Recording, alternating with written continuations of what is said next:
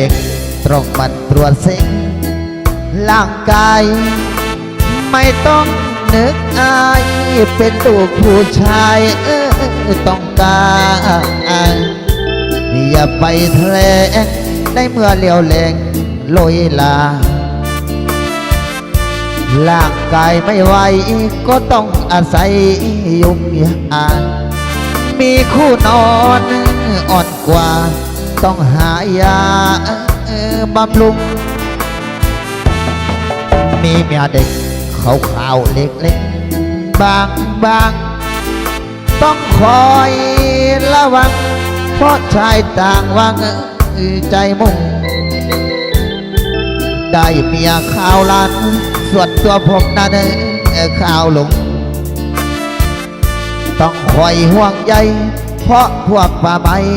ห่วงสูงไม่คอยสำเลิกเดี๋ยวเรื่องยุ่งพอดุกตากมุงหมายปองผมได้เมียเด็กตามสเปคต้องการแต่น่าลำคาญเพราะมีพวกมารคอยจ้องนมอีสานมันจ้องจะมาลิ้มลองอย่ามัวแต่เมานั่งกินเหล้าอย่าดองถ้าเพ้อสำเลิกไม่สอดส่องเดี๋ยวพวกเมียวมองขวาไปมีเมียเด็กต้องมันตรวจเซ็กใครโทรมาอย่าเอาหูไปนะและอย่าเอาตาไปไล่ได้เมียยังสัก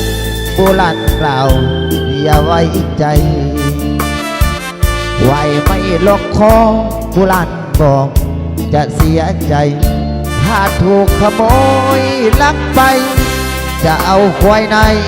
ไทยนา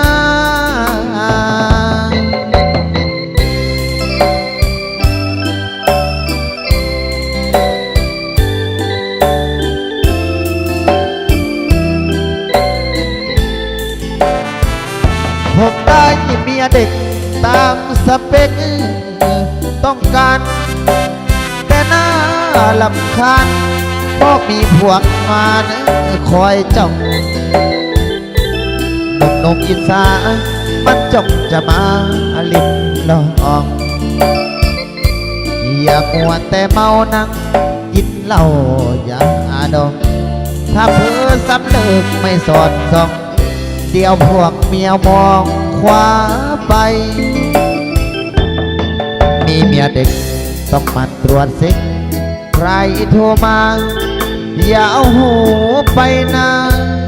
และอย่าเอาตาไปไล่ได้เมียข้าวล้านผู้ล้านบอกอย่าไว้ใจไว้ไม่ล็อกคอผู้ล้านบอกจะเสียใจ